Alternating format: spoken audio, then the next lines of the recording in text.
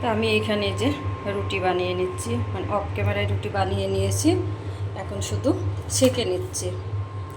আর এই পাশে কয়েকটা যে ছেঁকে নেওয়া হয়ে গিয়েছে।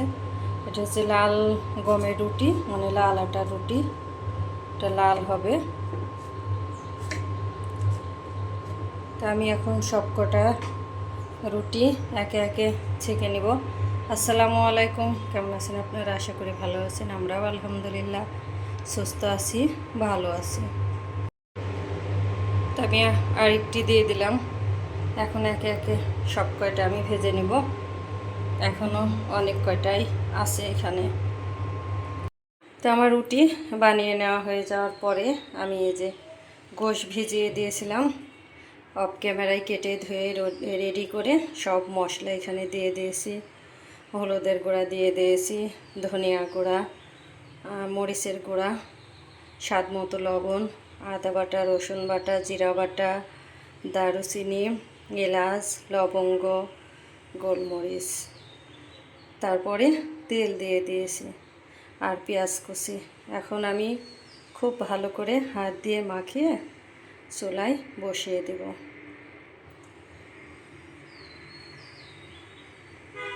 খুব ভালো করে হাত দিয়ে আমি মাখিয়ে নেব।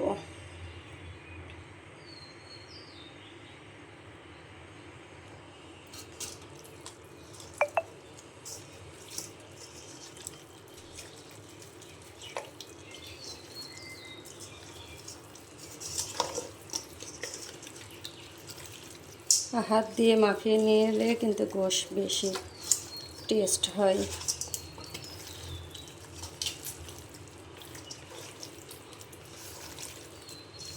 একটু সাবধানে মাখাতে হবে, কারণ গোশে তো হাড্ডি আছে, হাতে লাগার একটা ভয় আছে। একটু সাবধানে মাখাতে হবে।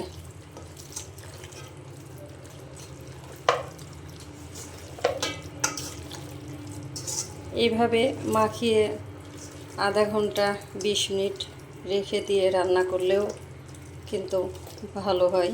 তা আমার সময় নাই হাতে, আমি মাখিয়ে আর রেখে দিব না। এইভাবে হাত দিয়ে মাখিয়ে নিয়ে কিন্তু আমি চুলায় বসিয়ে দেব।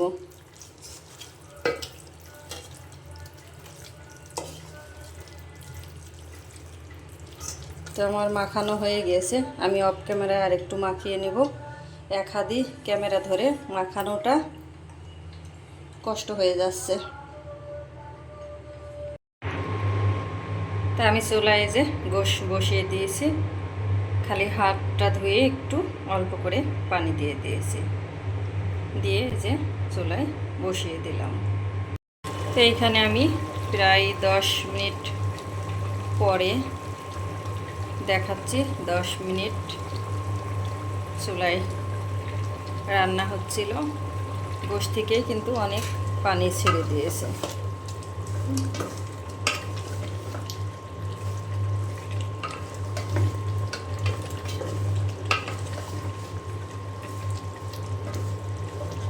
এখন এই পানিতেই আমি খুব ভালো করে কষিয়ে নেব।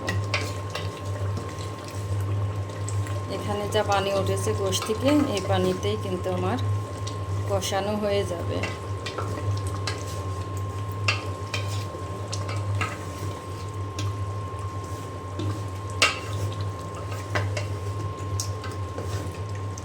আমি ভালো করে নেড়ে চেড়ে দিব।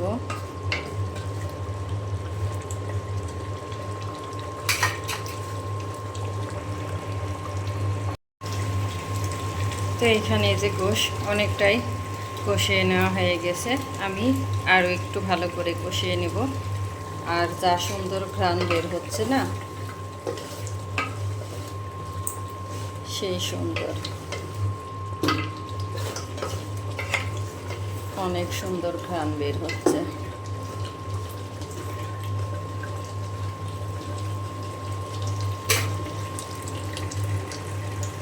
তা আমি আরও একটু ভালো করে খুব সুন্দর করে কষিয়ে নেব। ভাপে ক্যামেরা খোলা হয়ে যাচ্ছে।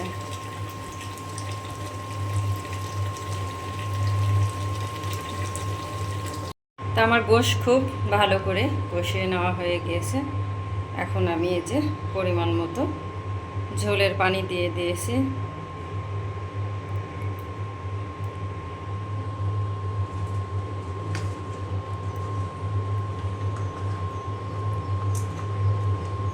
আমি কিন্তু তেলের পরিমাণ একটু কম দিয়েছি, কারণ তেলটা বেশি খাওয়া হয়ে যাচ্ছে। আর গোশে তো অত বেশি তেল লাগে না, এমনিতেই চর্বি আছে, ওই জন্য তেলের পরিমাণটা একটু কমই দিয়েছি। তো এইখানে আমার এই যে গোশ রান্না অনেকটাই হয়ে এসেছে। আমি এখন দিয়ে দেব ভাজা জিরা গুঁড়া আর গরম মশলা গুঁড়া।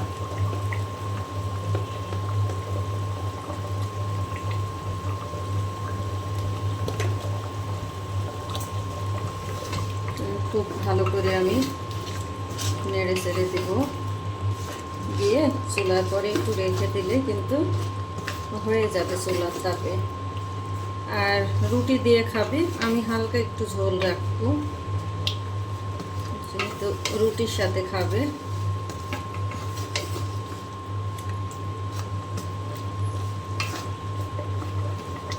আমি কিন্তু এখানে আস্ত কাঁচামরিচও দিয়ে দিয়েছি কয়েক পিস। তো এইখানে আমার এই যে গোশ রান্না হয়ে গিয়েছে, এই যে নামিয়ে এনেছি। আর এখানে তো এই যে রুটি বানিয়ে নিয়েছি, গোশ আর রুটি। এখন ছোটো মেয়েকে খেতে দেব। আর ভাত এখন রান্না করব না, ভাত পরে রান্না করব, যদি লাগে পরে রান্না করব। এখন শুধু গোশ আর রুটিই খাবে। যে একটু অল্প পরিমাণে ঝোল রেখেছি, যেহেতু রুটির সাথে খাবে। আর জ্বালাইতে জ্বালাইতে আর এইটুকু ঝোলও থাকবে না, কমে যাবে কিন্তু। গোশত জ্বালানো লাগে। একে কোচিংয়ে দিয়ে আমি এই যে একটু মার্কেটের ভিতরে চলে এসেছি। এই যে এখানে ব্যাগের দোকান, আমি একটা জিনিস নিব বলে এসেছি, তো এখানে পেলাম না ওইটা খুঁজে।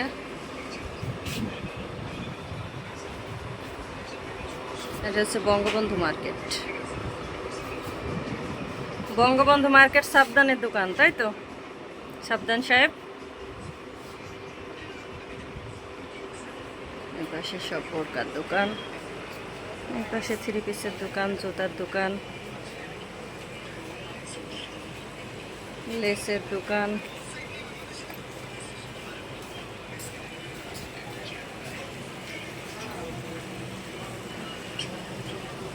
এই পাশে চলে এসেছি, একটু সবজি নিব।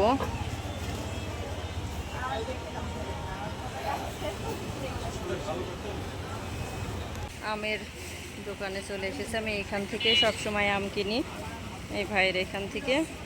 এটা হচ্ছে হাড়ি ভাঙা আম, এই যে ন্যাংরা আম। এখানে খেজুরও আছে,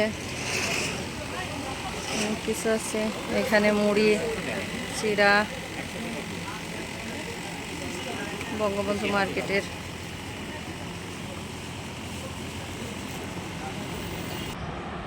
তো এখন এই যে বিকেলবেলা বাইরে থেকে চলে এসেছি মেয়ে নিয়ে কোচিং থেকে। তারপরে তো শহরের মধ্যে থেকে জাম কিনে নিয়ে আসলাম। এটা হচ্ছে হাড়ি ভাঙা আম।